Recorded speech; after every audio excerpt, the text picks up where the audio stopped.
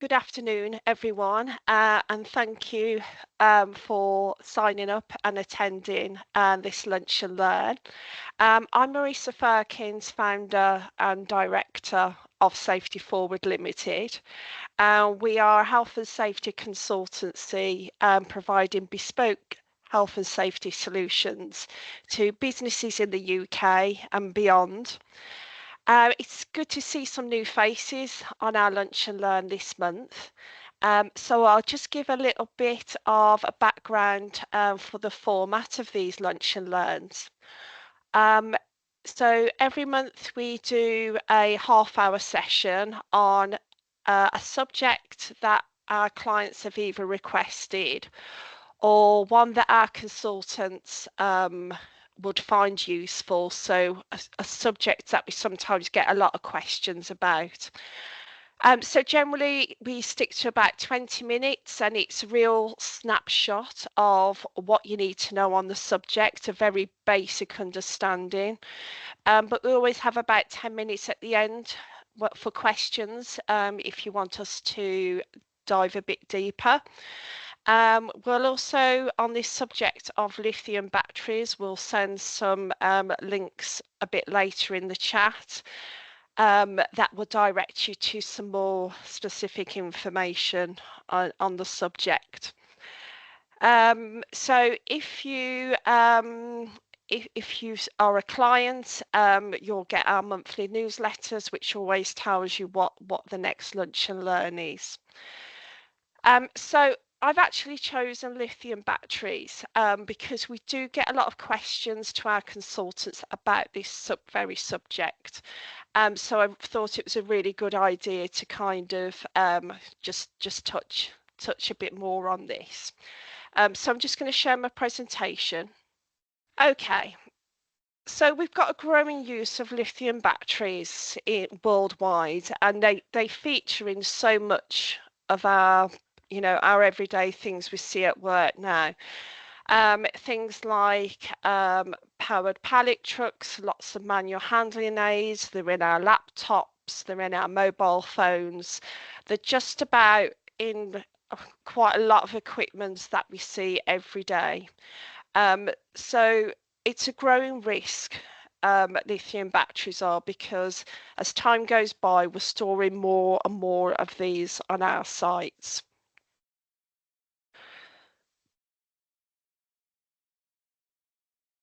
So how big is the risk? Okay, so there's been a 46% increase in 2023 compared with the previous year of lithium battery fires in the UK. And the overall over the last 2 years, that's a 93% increase. And that's a huge problem for workplaces because it's something that they might not have considered in the past. E-scooters and e-bikes are major contributors.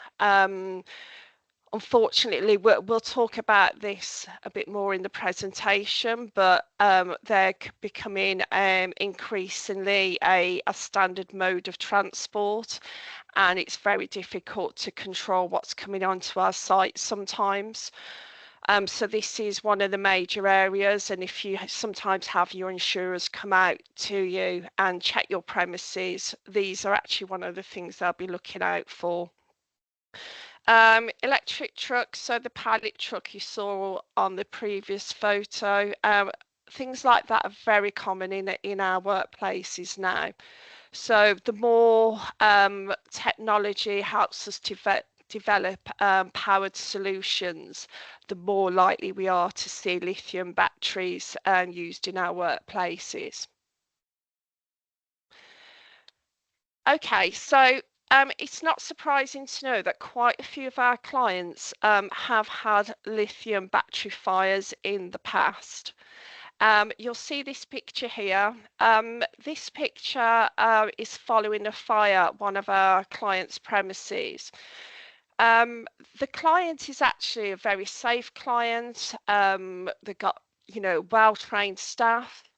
And this fire happened when some water got into a package of mobile phones that were waiting to be taken away from site. They were going to waste or recycling. It rained, so the water got into the packaging, and you can see the devastation that fires can cause. It is a huge problem, and I'd encourage you after this presentation to go back and look at how you manage lithium batteries on site, and make it one of your priorities over the next few weeks. So it can happen to the most safest of workplaces. It's not those with poor safety records. Quite often the risks are well managed, but there are some factors that can sometimes be out of our influence that can impact on safety in our workplaces. Okay. So I just wanted to show you this video. This is a fire at a recycling plant. Let me just get rid of that.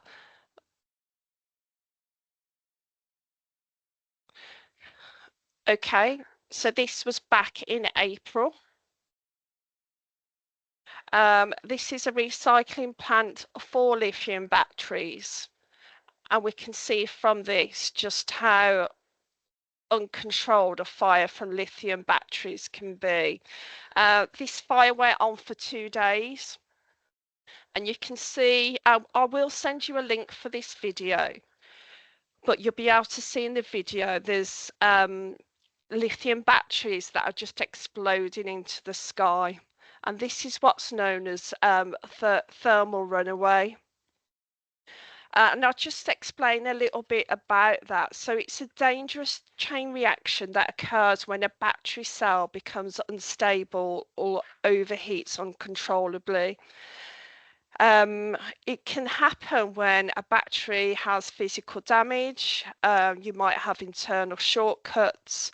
There might be exposure to water or fire, as you saw in the previous slide.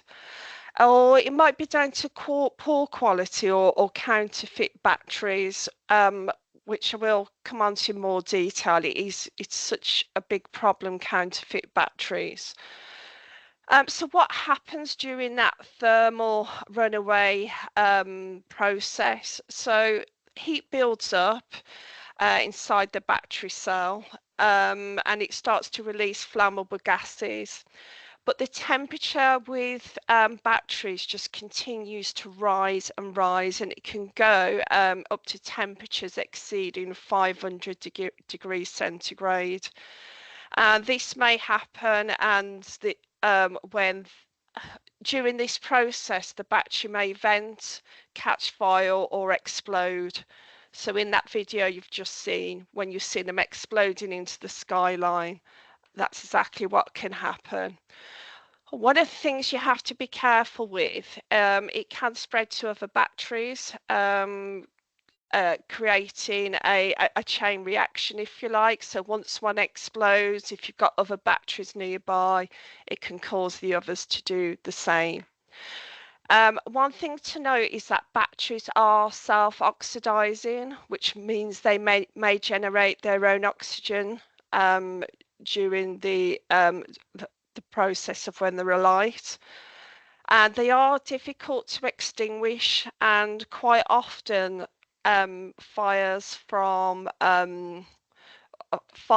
lithium batteries would just have to be burn out. There's quite often nothing they can do to prevent the fire, but the fire service will quite often help the process with the cooling down of the batteries. So the key is during a fire is to make sure the batteries are put into a cooling down process if possible. Even after the flames are out, reignition can happen. It is possible, so the batteries can remain unstable. Okay, so let's just explain the risks in a few more details. So yeah, exposure to heat, water and physical damage. Heat, obviously, in the last couple of weeks has been a big problem. So if you have people who go out and say they use power tools, just make sure they are storing the batteries away from direct sunlight. Water, so make sure they don't come into contact with rain or any spillages or anything like that. And physical damage. One of our clients has had a fire in the last year where a battery pack was in the back of a van. He put his ladders in the van and he didn't realise, but during that process of putting the ladders in, there was physical damage to a lithium battery, and as a result, a fire started to smoulder from the lithium battery. He had to quickly pull it out, throw it on the road just to prevent the whole vehicle going up in flames. Poor maintenance and uncontrolled battery quality. So just making sure that batteries are used in line with manufacturer's guidance. Poor battery quality is just an ongoing war, if you like, that a lot of our clients have, because if you take our construction clients, for example, they might have a lot of subcontractors working for them on sites that are bringing potentially poor quality fake batteries. So I'd really encourage you to make sure that all those batteries brought into site are of good quality. Yeah, site maintenance staff coming onto site. You may have electrician come to do some work. You know, how do you know that the batteries he's bringing onto site are good quality? It's something that's very hard to control. So the risks are significant, although I would say lithium batteries are generally low risk. It's when they're exposed to poor conditions or we have a situation of a fake battery when the problem starts. Okay, so what do you need to do to minimize risk? So let's just have a look at some key points that would help you as you know, someone who has responsibility for health and safety in your businesses. What can you do to control that risk? Okay, so the first thing you need to do is conduct a risk assessment that covers use and storage. So have a think about what your batteries are used for and how you're going to store them. One of the common things we do see during site audits is batteries being stored under like stairwells or on major fire exits from a building. So during your risk assessment process, just think about, you know, how a lithium battery may cause a problem and what you need to do about it. Look at charging and storage protocols. So some of our clients have a designated area for charging lithium batteries, and they keep them away from sources of ignition, or they have storage cabinets like you can see in the photo on the bottom right. So if you have quite a few on site, you may need to look at a correct storage solution rather than just having them in the open. And as you can see from the previous video, when they do go up, they do explode. So a good fit for purpose cabinet would be needed. Look at how you buy, you know, what's your procurement process for buying batteries? And what I'd ask you to think about is when we buy batteries, ensure that they are from a source that you know would be good quality. So for example, you know, if you went to Screwfix, 99% of what you get from Screwfix, has gone through a certain, quality control check before they've even listed the item. However, ordering straight off Amazon can be full of pitfalls. I've ordered myself things off Amazon like a laptop charger that I thought was a branded laptop charger, and it's turned up to be a copy or a fake. So, just think about how you buy in anything that's lithium battery related. Inspection, so make sure you have protocols in place for doing regular inspections on the batteries that you're using.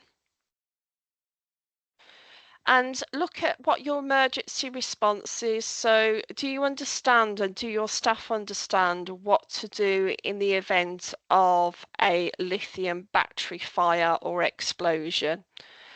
And conduct monthly walkarounds and inspections that would pick up lithium batteries in areas that may pose a problem.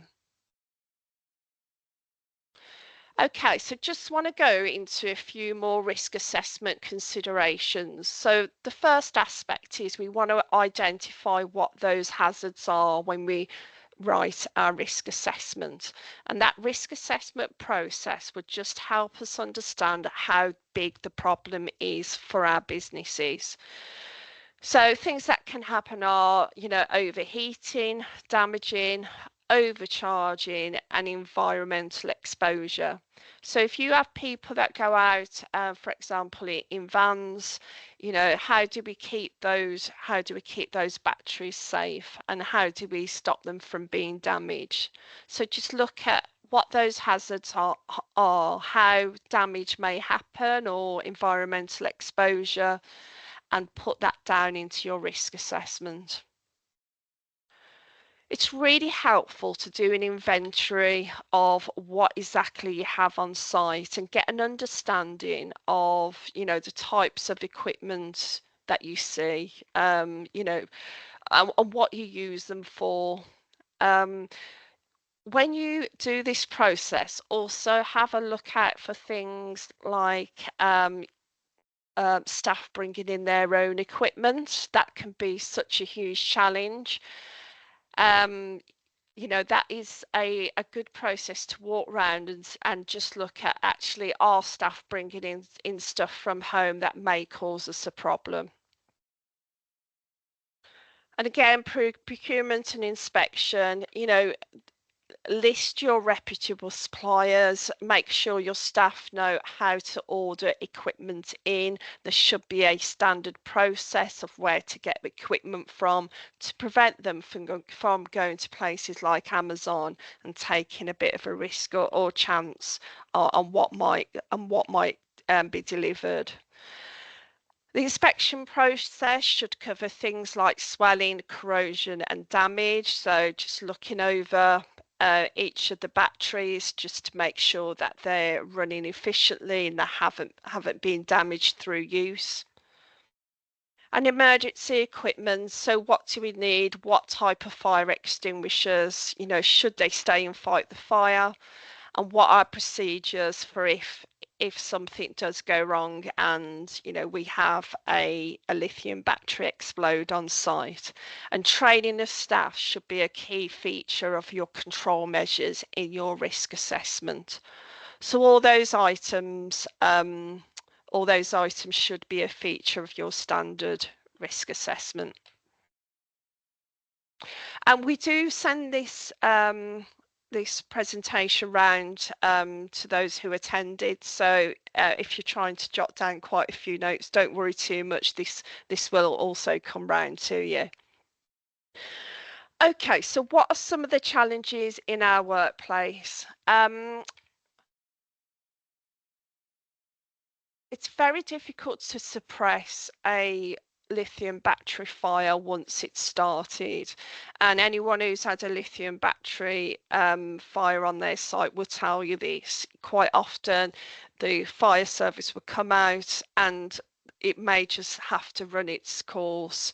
So it can be really devastating when you have one in the workplace. They're very difficult to control.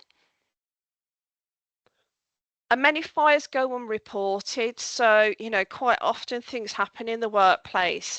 So a battery may explode and your staff may not even tell you about it.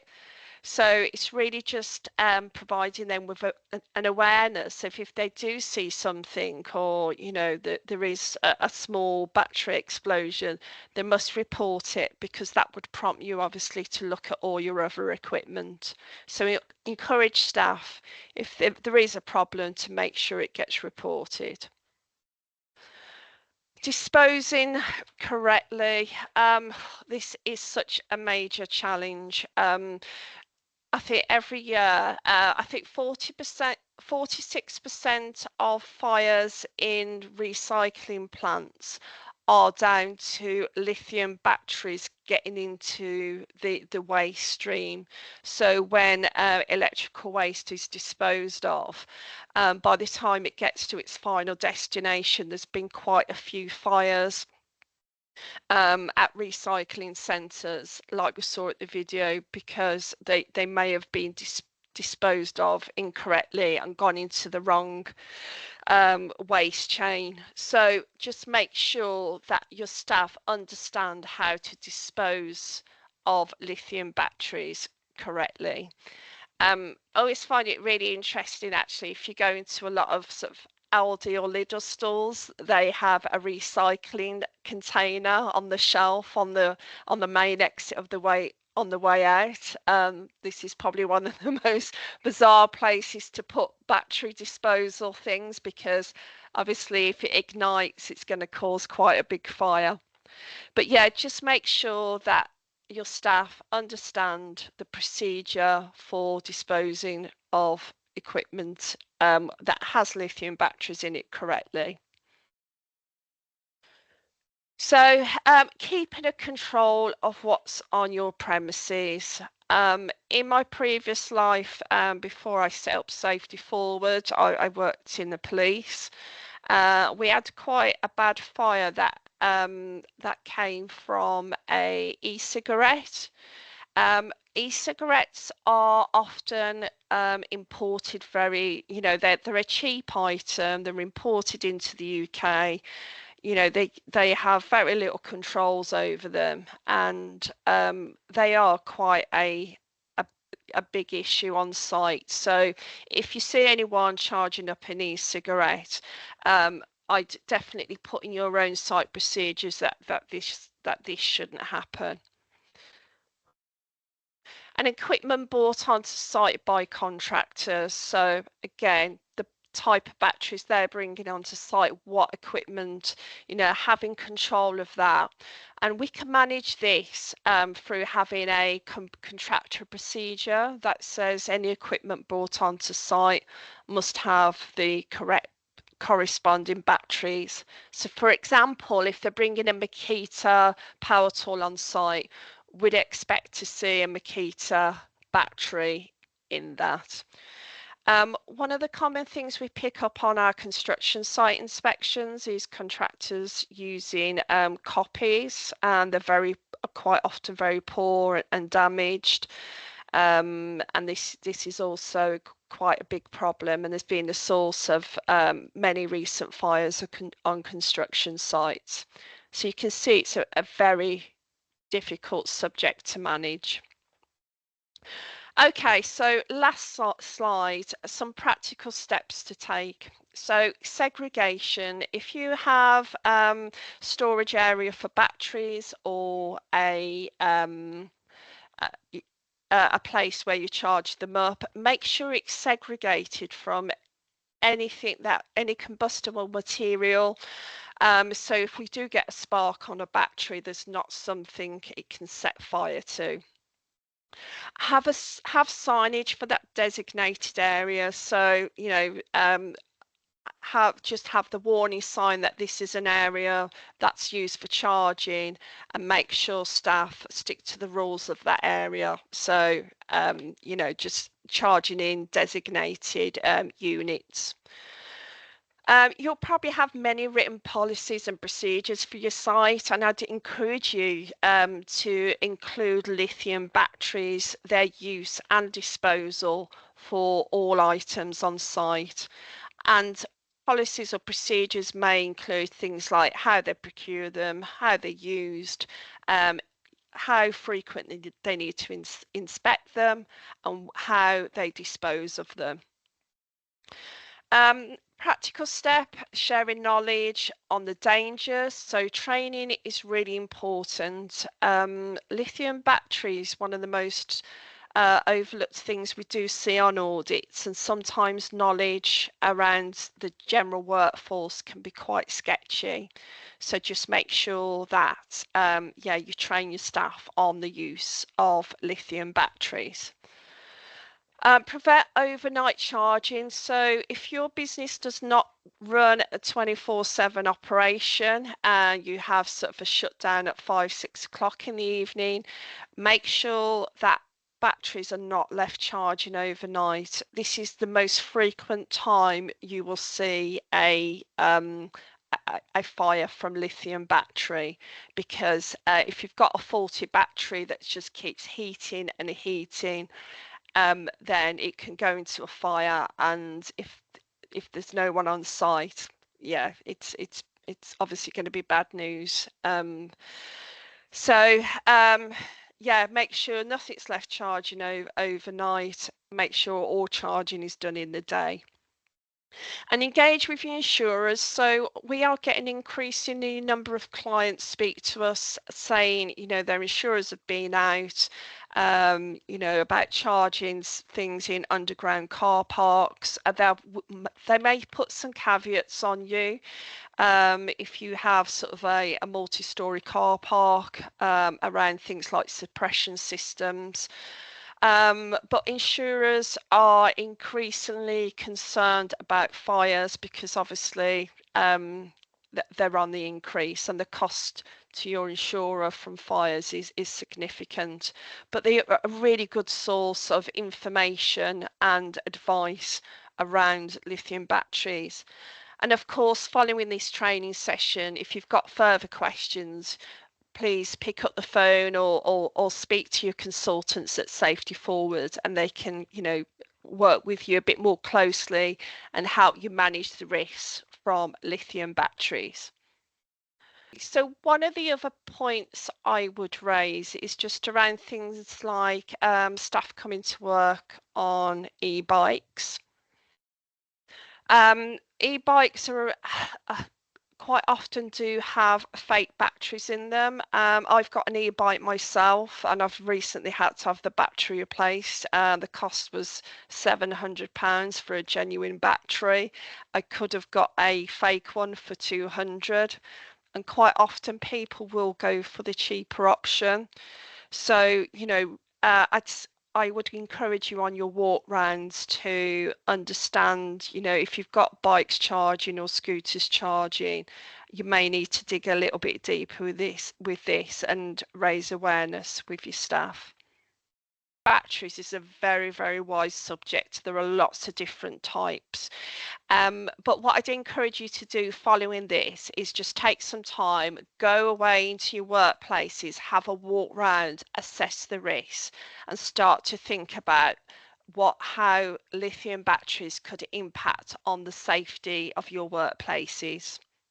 But thank you all for attending, and we'd really love your feedback, so please take some time to do that. And if you have any suggestions for future topics, we'll be sure to reflect on those. But have a good week, everyone. Thank you.